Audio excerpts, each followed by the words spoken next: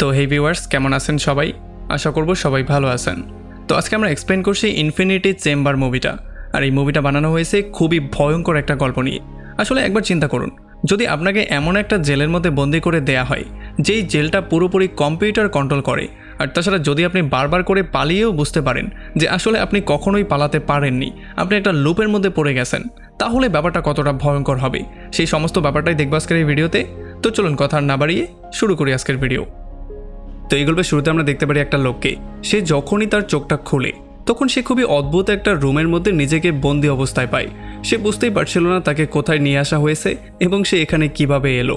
এই জন্য সে বিছনা থেকে উঠে যখন চারপাশে চেক করার ট্রাই করে, তখনই হঠাৎই তার মুখের সামনে একটা ক্যামেরা চলে আসে। আর এই ক্যামেরাটা তার সঙ্গে কথাবার্তাও বলা শুরু করে। আসলে ক্যামেরার পেছন থেকে একটা লোকের আওয়াজ আসছিল, যে কিনা প্রথমে তাকে গুড মর্নিং বলে আর এই পরিবেশে সে কেমন ফিল করছে সেই ব্যাপারগুলো জিজ্ঞেস করে। তবে এখন পর্যন্ত সে বুঝতে পারছিল না তার সঙ্গে হচ্ছেটা কি। আসলে তার প্রিভিয়াস জীবনের কোনো কিছুই তার মনে নেই। তার শুধু এতটুকুই মনে আছে তার পেছন থেকে তার মাথায় কেউ বাড়ি দিয়েছিল, আর যখনই সে চোখটা খুলেছে তখন সে নিজেকে এখানে আবিষ্কার করেছে। আর তখন আমরা দেখতে পারি ক্যামেরার মধ্যে সেই বয়েসটা তাকে তার নাম জিজ্ঞেস করে। আর তখন কয়েদি বলে যে আমার নাম হচ্ছে গিয়ে ফ্র্যাঙ্ক। তখন এই ক্যামেরার মধ্যে থেকে তাকে বলে যে আমার নাম হচ্ছে হবার্ট, আর আমাকে বানানো হয়েছে তোমার সমস্ত ব্যাপারগুলো দেখাশোনা করার জন্য। আর তখনই ফ্র্যাঙ্কের মনে পড়ে যে যখন তার মাথায় বাড়ি মারা হয়েছিল তখন তাকে অ্যারেস্ট করা হয়েছিল, তবে সে এই ব্যাপারটা খুব ক্লিয়ারলি জানে যে সে কোনো অপরাধী করেনি। তবে তখন হবার্ট তাকে পরামর্শ দেয় যে তুমি এদিকে চারপাশে একটু ঘোরাফেরা করে চারপাশটা দেখে নাও, যাতে করে তোমার মাইন্ডটা একটু শান্ত হয়, কারণ এখন তোমার মাথা প্রচণ্ড গরম আছে। তবে এইটা শোনার পরে ফ্র্যাঙ্ক একটু বেশি হ্যাপি হয়ে যায়, কারণ তার মনে হচ্ছিল যে বাইরে হাঁটা চলার বাহানা করে সে হয়তো বা এখান থেকে পালিয়ে যেতেও পারবে। তবে আসলে তাকে বাইরে পাঠানোর জায়গায় উল্টো তার দিকে একটা ট্রেডমিল ঠেলে দেওয়া হয়, যেইটার উপরে তাকে হাঁটতে বলা হয়। এটার জন্য ফ্র্যাঙ্কের মাথা প্রচণ্ড গরম হয়ে যায়। আর তখন ফ্র্যাঙ্ক তার জীবনের আরও কিছু স্মৃতি মনে করতে পারে। আমরা দেখতে পারি ফ্র্যাঙ্ক তার রুমের মধ্যে যখন ছিল তখন সে গোসল করে ফ্রেশ হয়ে তার কুকুরকে এসে খাবার দেয়। আর তখনই টিভিতে ফ্রেচার নামের একটা আন্দোলনকারী নেতার খবর চলে আসে, যে কিনা কোথায় যেন গায়েব হয়ে গিয়েছিল। এই জন্য পুলিশ আর এই প্রোটেস্টকারীদের মধ্যে একটা ভয়ঙ্কর মারামারি শুরু হয়ে গিয়েছিল।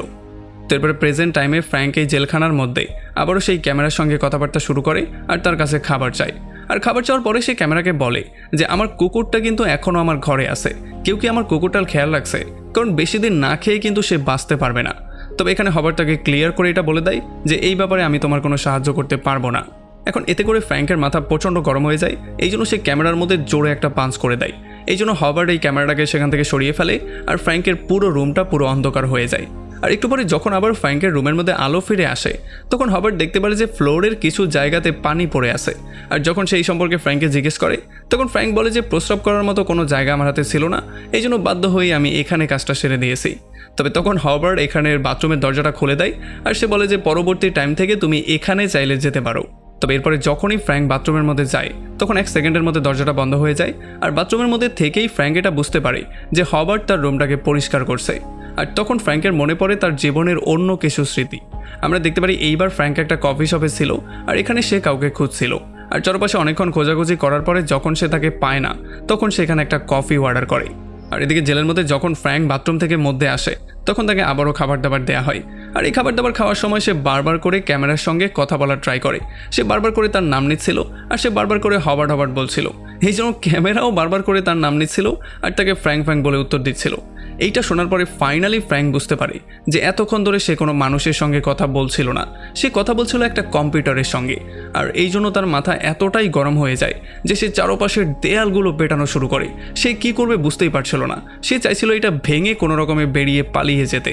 আর এখানে ফ্র্যাঙ্ক তাকে ক্লিয়ার করে বলে দেয় যে আমি কোনো কম্পিউটারের সঙ্গে কথাবার্তা বলতে চাই না, আমি একটা আসল মানুষের সঙ্গে কথা বলতে চাই। তবে যখন এটার কোনো উত্তর হবার্ট দিচ্ছিল না তখন সে তাকে একটু চেতানোর জন্য বলে যে আমি সমস্ত কম্পিউটার সিস্টেমটাকে হেট করি, কারণ মানুষের কাজের মধ্যে সবসময় কম্পিউটারকে আনাটা ঠিক না। আর এরপরে ফ্র্যাঙ্ক চলে আসে আবারও তার পুরনো কিছু স্মৃতির মধ্যে।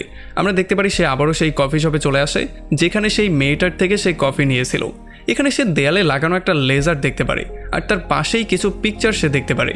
আর এগুলো দেখার পরে মেয়েটা তাকে বলে যে এই পিকচারগুলো আমি নিজে ক্লিক করেছি। আর ফ্র্যাঙ্কেরও তার কাজটা অনেক পছন্দ হয়, এই জন্য সে তার প্রশংসা করে তার সঙ্গে কথাবার্তা বলা শুরু করে। আর খুব শীঘ্রই তাদের মধ্যে খুবই ভালো একটা কনভারসেশনও হয়ে যায়। আর এই জন্য এই মেয়েটা খুবই মায়া নিয়ে তার হাতটা ধরে ফাইনালি তার আসল নামটা তাকে বলে। আসলে তার আসল নামটা ছিল গ্যাবি। এরপর এই মেয়েটা তার সঙ্গে একটু ফ্লার্ট করার ট্রাই করে আর একটা মুচকি হাসি দিয়ে সেখান থেকে বেরিয়ে চলে যায়। তবে তখনই অস্ত্রধারী কিছু লোক পেছন থেকে এসে ফ্র্যাঙ্কের উপরে আক্রমণ করে আর ফ্র্যাঙ্ক সেখানে বেহুশি হয়ে যায়। আর যখন সে জ্ঞান ফিরে পায় তখন সেই রুমটার মধ্যে ছিল। আর এরপরে যখনই জেলের মধ্যে ফ্র্যাঙ্ক রাতের বেলায় ঘুম থেকে উঠে যায় তখন এখানের অদ্ভুত রকমের আলো দেখার পরে সে তার স্মৃতির মধ্যে আবারও হারিয়ে যায়। সে তার ঘর, ট্রেন, শহরের আলো, সেই ক্যাফে, গ্যাবি এবং তার তোলা পিকচারগুলো, সমস্ত ব্যাপারগুলো মনে করতে পারছিল। এইবারও গ্যাবি তার সঙ্গে ফ্লার্ট করে তার হাতটা ধরে। তবে এইবার ফ্র্যাঙ্ক খুবই ডিটেইলি সমস্ত ব্যাপারগুলো দেখতে পারছিল। সে আরও বেশি করে সমস্ত ব্যাপারগুলোকে মনে করতে পারছিল। তবে এইবারও সেই দুইটা গুন্ডা চলে আসে যারা কিনা ফ্র্যাঙ্ককে বেহুশ করে ফেলে। এই জন্য ফ্র্যাঙ্ক আবারও এই রুমের মধ্যে এসে পৌঁছায়। এরপরে পরদিন সকালবেলা জেলের মধ্যে ফ্র্যাঙ্ক হবারকে তার জন্য একটা কফি বানাতে বলে। আর যখনই হবার কফি বানানোর জন্য তার মনোযোগ অন্যদিকে নেয় তখন হঠাৎই ফ্র্যাঙ্ক তার উপরে একটা ভয়ঙ্কর আক্রমণ করে দেয়। এতে করে চারপাশে সাইরেন বাজা শুরু হয়ে যায় আর আমরা দেখতে পারি সেলের মধ্যে কিছু গ্যাস চলে আসে। যদিও ফ্র্যাঙ্ক অনেকক্ষণ ধরে ট্রাই করছিল গ্যাসের মধ্যে নিজের নিঃশ্বাস বন্ধ করে রাখতে, তবে একটা পর্যায়ে গিয়ে সে আর কোনোভাবে এটা করতে পারে না। এই জন্য সে সেখানেই বেহুশ হয়ে পড়ে যায়। আর এরপর সে দেখতে পারে তাকে ধরে একটা স্পেশাল রুমের মধ্যে নিয়ে আসা হয়েছে যেখানে তাকে একটা স্পেশাল ইনজেকশন দেওয়া হয়েছে। আর এরপর সে আস্তে আস্তে করে আবারও সেই ক্যাফেতে চলে আসে যেই ক্যাফের মধ্যে তার সঙ্গে এগুলো হয়েছিল। আর এখানেও ব্যাপারগুলো ঠিক আগের মতোই সমস্ত কিছু হওয়া শুরু হয়। তবে এইবার যখন গ্যাবি দেখতে পারে ফ্র্যাঙ্ক খুবই টেনশনের মধ্যে আছে তখন সে নিজে থেকেই তাকে একটা কফি বানিয়ে এনে দেয়। আর যখন এই কফি খাওয়া সে শেষ করে ফেলে তখন আমরা দেখতে পারি এক এক করে সমস্ত গ্রাহক এখান থেকে চলে যায়। তবে এখন পর্যন্ত ফ্র্যাঙ্ক এখানেই ছিল আর তার উপরে যারা আক্রমণ করেছিল তারাও এখন পর্যন্ত এখানে এসে পৌঁছায়নি। আর তখন ফ্র্যাঙ্ক এই ব্যাপারটা বুঝতে পারে যে এখন পর্যন্ত গ্যাবি তার কফির টাকা চায়নি আর সে টাকাটা কার্ডের মাধ্যমে পেমেন্ট করেনি বলেই সেই কার্ড রিডারটা এখনও অ্যাক্টিভেট হয়নি। এরপরে গ্যাবি বারবার করে ফ্র্যাঙ্কের সঙ্গে কথাবার্তা বলার ট্রাই করে। তবে ফ্র্যাঙ্ক তাকে ক্লিয়ার করে বলে দেয় যে তুমি আমার সাথে যা কিছুই করার ট্রাই করছো সেগুলো বাস্তবে না, এটা আমি খুব ভালো করেই জানি। তবে গ্যাবিও প্রচণ্ড শক্ট হয়ে যায় এগুলো শোনার পরে। সে বুঝতেই পারছিল না যে পাগলের পোলাপ কি বকছে। তো এরপরে গ্যাবি তার কাছে সাহায্য চায় তার চেয়ারগুলোকে জায়গা মতো রাখার জন্য। আর ফ্র্যাঙ্কও তাকে সাহায্য করা শুরু করে। তবে বারবার করে সে সেই স্ক্যানারটার দিকেই তাকাচ্ছিল। আর যখন সে স্ক্যানারের রিমোটটার দিকে তাকায় তখন সেই ব্যাপারটা ক্লিয়ারলি বুঝতে পারে যে এখানে আসলে অন্য কারো আইডেন্টিফিকেশন নাম্বার উঠছিল। আর তখনই বন্দুক ধারণ করা সেই লোকগুলো তার পেছনে চলে আসে আর হঠাৎই তাকে শ্যুট করে দিলে আমরা দেখতে পারি যে ফ্র্যাঙ্ক আবারও সেই সেলের মধ্যে এসে পৌঁছায়। এখন ফ্র্যাঙ্কের ব্যাপারটা ক্লিয়ারলি বুঝতে পারে যে আসলে ভুলটা কোথায় হয়েছিল। আসলে যেই দুইটা পুলিশ অফিসার কফি শপে এসেছিল তারা ভুল আইডেন্টিফিকেশনের নাম্বারের কারণে অন্য জায়গায় ফ্র্যাঙ্ককে ধরে নিয়ে এসেছে। তবে এখানে হবার তাকে ক্লিয়ার করে বলে দেয় যে এই আইডেন্টিফিকেশন চেকার কোনোভাবেই ভুল করে না। তবে ফ্র্যাঙ্ক তাকে ক্লিয়ার করে বলে দেয় যে আসলে সিস্টেমের একটা গ্লিচের জন্য অন্য কারো আইডেন্টিফিকেশনের নাম্বারের সাথে আমার নাম চলে এসেছে, এই জন্যই এই কাজটা হয়ে গেছে। আর এরপর সে তার স্মৃতির মাধ্যমে ব্যাপারগুলো মনে করে হার্বার্টকে সেই আইডেন্টিফিকেশন নাম্বারটা বলার ট্রাই করছিল। তবে সে পুরোটা বলতে পারছিল না। তাই এগুলো মনে করার জন্য এখন আবার ফ্র্যাঙ্ককে তার স্মৃতির মধ্যে ব্যাক করতে হবে। এই জন্য সে একটা চেয়ার এনে সেই লাইটের সামনে বসে আর যখন সে খুবই মন দিয়ে লাইটটার দিকে তাকায় তখন সে আবারও তার স্মৃতির মধ্যে ব্যাক করে। এইবার তার চোখটা খুলে তার ঘরের মধ্যে। আর এবার আমরা দেখতে পারি ফ্র্যাঙ্ক সমস্ত ব্যাপারগুলো খুবই নিখুঁতভাবে দেখতে পাচ্ছিল। আর এরপরে রাতের বেলায় যখন সে তার শহরের মধ্যে হাঁটছিল তখন হঠাৎই পাশে একটা বিশাল বড় ব্লাস্ট হয়ে যায়। যেই ব্লাস্টের জন্য ফ্র্যাঙ্কও পুড়ে ছারখার হয়ে যায়, যেই জন্য সে আবারও তার সেই সেলের মধ্যে ব্যাক করে। এখানে সে দেখতে পারে লাইটগুলো শুধু ব্লিঙ্ক করছিল আর অদ্ভুত রকমের আওয়াজ করছিল। আর যখন সে হাবারের সঙ্গে কথাবার্তা বলার ট্রাই করে তখন সেও কোনো উত্তর দিচ্ছিল না। এই জন্য সে বুঝতেই পারছিল না সে এখন কি করবে। সে যখন চারপাশে ভালো করে চেক করে তখন সে দেখতে পারে যে আশেপাশে তাকে হেল্প করার মতো তেমন কিছুই নেই। আর সে শুনতে পারে সেই ব্লাস্টের শব্দটা এই পর্যন্ত চলে এসেছে। এই জন্য সে ভয় পেয়ে চারপাশে চিৎকার করে করে সাহায্য চাওয়া শুরু করে, কিন্তু আফসোসের ব্যাপার হচ্ছে তাকে কেউ সাহায্য করতে আসে না। এই জন্য সে প্রচণ্ড ভয় পেয়ে ঘুমাতে চলে যায়। আর একটু পরে যখন তার ঘুম ভাঙে তখন সে দেখতে পারে চারপাশের অবস্থা এমনই ছিল, এখন পর্যন্ত লাইটগুলো বন্ধ ছিল। তবে তখন সে উপর থেকে কিছু পানির ফোঁটা পড়তে দেখতে পারে। এই জন্য সে একটা গ্লাসের মধ্যে সেই পানিগুলো জমা করার ট্রাই করে। তবে তখনই ভেন্টিলেশন মেশিনের মধ্য থেকে সে কিছু আওয়াজ শুনতে পারে। আর যখন সে জালির মাধ্যমে ভেন্টিলেশনের ওই পারে তাকায় তখন সে এখানে একটা মানুষকে দেখতে পারে। সে তাকে জিজ্ঞেস করে যে তুমিও কি আমার মতো কয়েদি? আমরা দেখতে পারি সেই লোকটা সেই জালিটা ভেঙে ফেলে আর সে তাকে ক্লিয়ার করে বলে দেয় যে আমাদেরকে যেই কোম্পানিটা এখানে বন্দি করেছিল তারা আসলে হেরে গেছে। এখানের ওয়ার্ডেন নিজের জান নিয়ে পালিয়ে গেছে। আর তাছাড়া এখানের যে ইলেকট্রিক সিস্টেম ছিল সেইটাও পুরোপুরি মুখ থুবড়ে পড়েছে। এই লোকটা তাকে এই ব্যাপারগুলো ক্লিয়ার করে বলে যে কিভাবে এই কোম্পানি সেই লাইটগুলোর দিকে তাকানোর মাধ্যমে মানুষের মাথা থেকে তাদের মেমোরি চুরি করছিল। আসলে তারা গোপন ওয়ের মাধ্যমে মানুষের স্মৃতির মধ্যে গিয়ে খুবই ইম্পর্টেন্ট জিনিসগুলো চুরি করে নিয়ে আসতো। তবে এই কথাবার্তাগুলো যখনই তারা বলছিল তখনই হঠাৎ করে আমরা দেখতে পারি সেই দ্বিতীয় লোকটার রুমের মধ্যে গ্যাস চলা শুরু হয়ে যায়। আর যতক্ষণে ফ্র্যাঙ্ক কিছু বুঝতে যেত তার আগেই গ্যাসে তার রুমটা পুরোপুরি ভরে যায়। ফ্র্যাঙ্ক চাইলেও তার কোনো সাহায্য করতে পারে না, আর খুব শীঘ্রই সেই লোকটা সেখানে বেহুশ হয়ে পড়ে যায়। আর আমরা দেখতে পারি যে ফ্র্যাঙ্কও সেখানে বেহুশ হয়ে যায়। তবে যখনই সে চোখটা খোলে তখন সে দেখতে পারে আগের জায়গায় সে চলে এসেছে, মানে এখানে চারপাশের লাইটগুলো পুরোপুরি আগের মতো হয়ে গেছে, আর এই রুমটাও আগের মতো ছিল। আর খুব শীঘ্রই সে আবারও তার সেই স্মৃতিতে ব্যাক করে যেখানে ক্যাফের মধ্যে সে গ্যাবির সাথে ছিল। এখানে যখন গ্যাবি তার নাম ধরে ডাকে তখন ফ্র্যাঙ্ক তাকে বলে যে আমি কি কিছু অর্ডার না করেই এখানে একটু বসতে পারি। তখন গ্যাবি তাকে পারমিশন দিয়ে দেয় আর সে অন্য কাস্টমারদের হ্যান্ডেল করা শুরু করে। তবে খুব শীঘ্রই সে স্ক্যানারটা অ্যাক্টিভেট হয়ে যায়। এই জন্য ফ্র্যাঙ্ক গিয়ে লুকিয়ে পড়ে, কারণ সে আবারও সেই জেলের মধ্যে ব্যাক করতে চাইছিল না। আর যখন গ্যাবি তার সঙ্গে এসে কথাবার্তা বলার ট্রাই করে তখন ফ্র্যাঙ্ক তাকে ক্লিয়ার করে বলে দেয় যে সরকার আসলে আমাদেরকে একটা ভয়ঙ্কর জেলের মধ্যে বন্দি করেছে, যেখানে স্ক্যানারের সাহায্যে আমাদের ব্রেনের মধ্যে গিয়ে তারা এমন সমস্ত ক্রাইম সম্পর্কে জানার ট্রাই করছে যেগুলো আমরা কোনোদিন করিনি। আর এরপরে তার সাথে সেদিন যা হয়েছিল সেগুলো আবারও রিপিট হওয়া শুরু হয়ে যায়।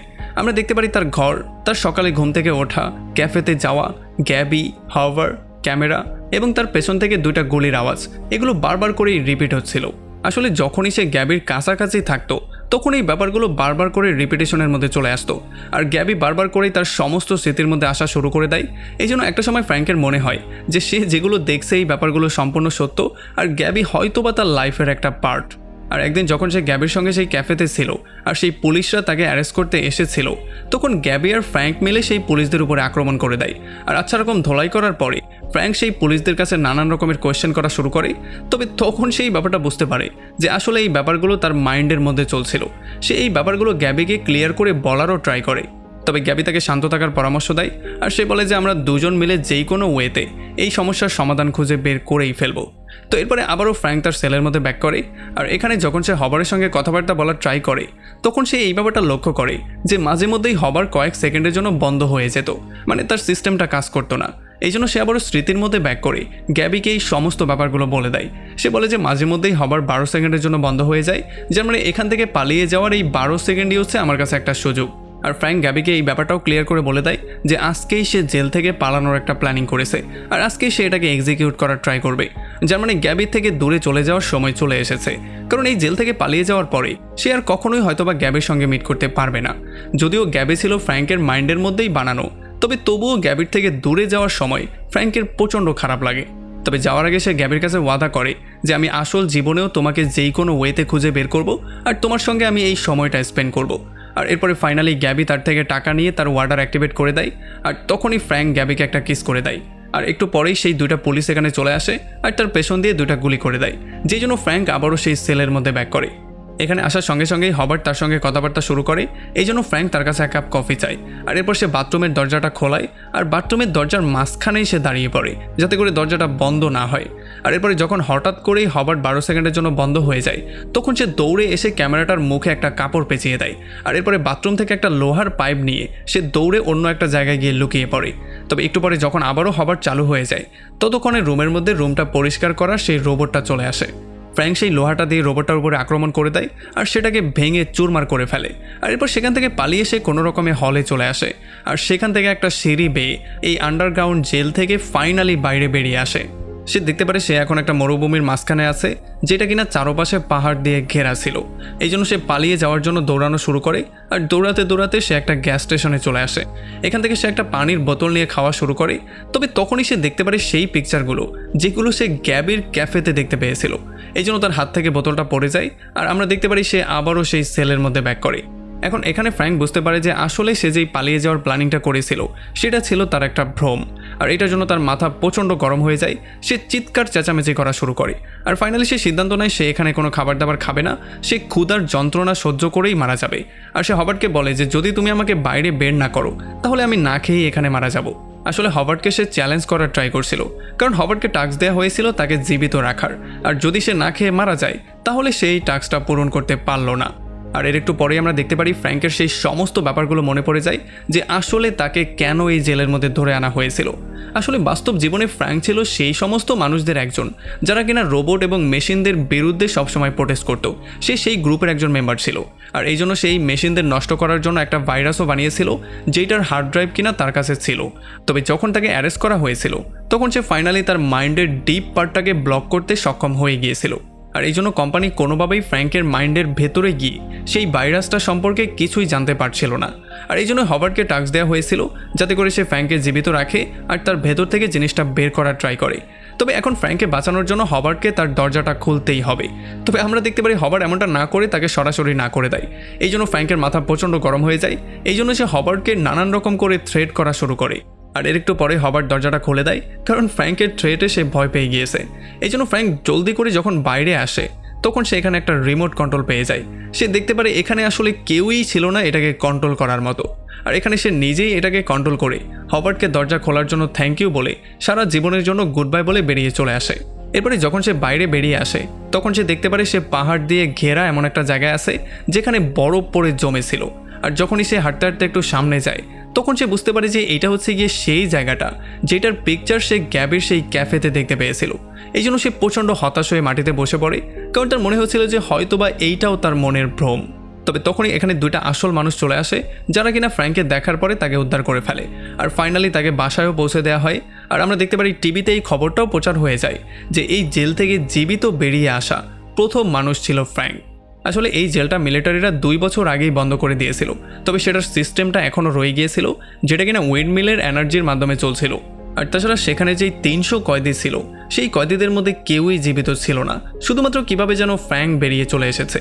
এখন ফ্র্যাঙ্ক তার আসল জীবনে ব্যাক করে খুবই হ্যাপি ছিল। এই জন্য সে সেই ক্যাফেতে আবারও চলে আসে যেই ক্যাফেতে গ্যাবি কাজ করতো।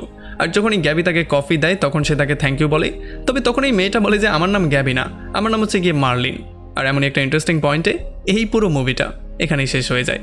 তো আমাকে কমেন্ট করে জানান কেমন লাগলো ভিডিও। যদি ভালো লাগে তাহলে অবশ্যই একটা লাইক করবেন। ঠিক এমনই একটা লুপের গল্প আমরা অলরেডি এক্সপ্লেন করেছি যেটার নাম হচ্ছে গিয়ে ডেথ গেম। সেটা আপনি এন্ড স্ক্রিনে এখনই দেখতে পাচ্ছেন। সেটার মধ্যেও এমনই একটা গল্প দেখানো হয়েছে যেখানে আমরা দেখতে পারি এমন একটা লোককে যে কিনা বারবার মরে যাওয়ার পরেও আবার জীবিত হয়ে যায়। এখন সেটা কিভাবে হয় আর কেন হয় সেটার জন্য অবশ্যই ভিডিওটা দেখতে হবে। সো এন্ড স্ক্রিনে সেই ভিডিওতে ক্লিক করে অবশ্যই সেটা দেখে ফেলুন। আর আমাদের চ্যানেলে এখনও সাবস্ক্রাইব না করলে প্লিজ করে ফেলুন। তো আমাদের দেখা হবে অন্য কোনো ভিডিওতে অন্য কোনো একদিন। Till then, take care.